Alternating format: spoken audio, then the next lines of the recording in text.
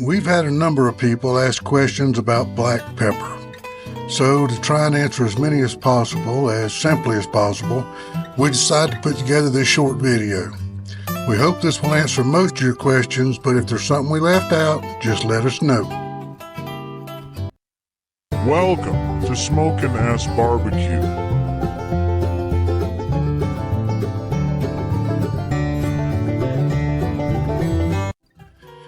In the 15th century, Christopher Columbus set out to find a new trade route to the East Indies. The attraction to the East was it being the source of the coveted spices, largely pepper. Of course, we know now he was much better at sweet-talking the Queen than he was at navigating a fleet of ships.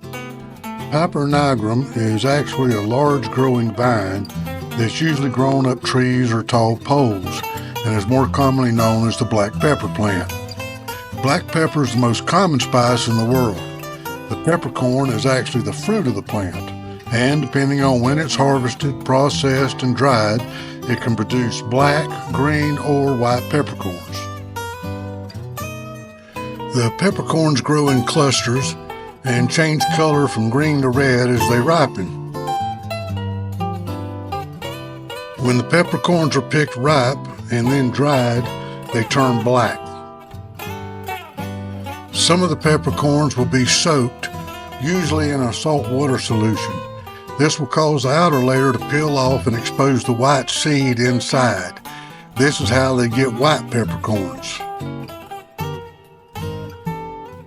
The highest concentration of piperin, the compound responsible for its characteristic heat and flavor, is found in the outer layer of the peppercorn, specifically the epicarp. This is why white peppercorns have a milder flavor after the outer layer has been soaked and removed. Pepper comes in a variety of sizes, suitable for different uses. It's ground and then sorted by mesh size. So what exactly is mesh size? Mesh size refers to the number of openings in 1 linear inch of a screen or mesh. The smaller the opening, the higher the mesh size number, and of course the smaller the particles have to be to pass through it. The peppercorns are first ran through a machine that will clean and grind them. They're then passed through a series of sieves with different sized mesh screens. The peppers then separated out by size and bagged.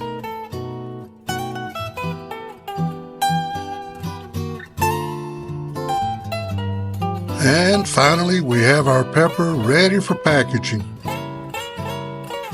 So, just what exactly does all this have to do with my barbecue, you might ask? Well, if you remember, we talked about the heaviest concentration of piperin being in the very outer layer. So the larger the pieces of this outer layer are, the more surface area there is to come in contact with your taste buds, meaning the more piperin that will contact your taste buds as well. The heavier the concentration of piperin you taste, the hotter and more pungent the flavor will be. So why is the 16 mesh size so popular in barbecue? Well, it all started with a guy by the name of Aaron Franklin, undisputably recognized as the most famous brisket maker in history. When Aaron opened Franklin Barbecue in Austin, Texas, he had one goal in mind: to make the best brisket possible.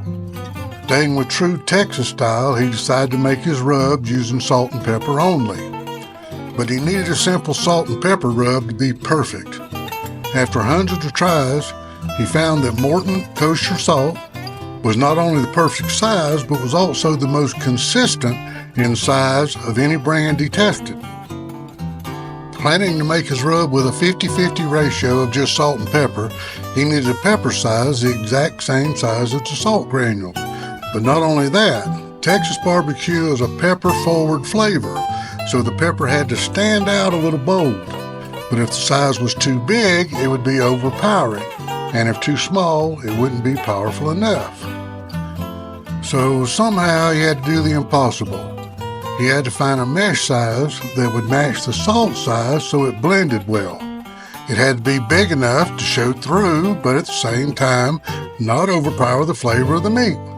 It sounds simple now, but this took a great deal of patience and determination. I mean, if you think about it, the light bulb seems pretty simple now too.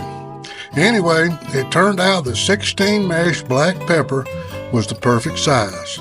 Not a popular or easy to get size, but nonetheless the perfect size. Well, Aaron made his rub, cooked his brisket, and soon became famous the world over. Of course, there were many other things involved, but his simple rub was the foundation of everything. Now, Aaron is one of the most honest and helpful people you would ever want to meet. So when people asked him about his rub, he told them exactly what he used. And 16 mesh black pepper soon became the most famous pepper in barbecue. Now, the only problem with this for the backyard pitmaster is price and availability. Aaron buys his black pepper by the truckload, so for him it's not a big issue. But for the rest of us, the 16 mesh size generally has to be ordered, so it's not readily available and it's not generally cheap. However, after doing some serious looking, I found a simple workaround for this that works just great. Table grind black pepper. That's right, table grind. It turns out the table grind is 18 mesh. Now I know that's not 16, but it's so close you'd almost need a magnifying glass to see the difference. And besides, no size of pepper is exact. You're always going to have some little pieces chip off or break, and actually most manufacturers give a range for their different sizes anyway. For example, 10 to 14 or maybe 20 to 24. And best of all, table grind is available at most any grocery and is inexpensive. Now, I'm not going to say this is better than Aaron's 16 mesh. I doubt anything I do is better than Aaron's, but I have used this many times and even compared my rubs using both sizes, and honestly, I can't tell the difference. After all, we're not trying to create a world-famous brisket or enter a competition. We're just trying to make some really great barbecue for our friends and family, as simple, easy, and affordable as possible. And there you have it, the story behind that incredible little fruit we call black pepper. Thanks for stopping by. See y'all soon.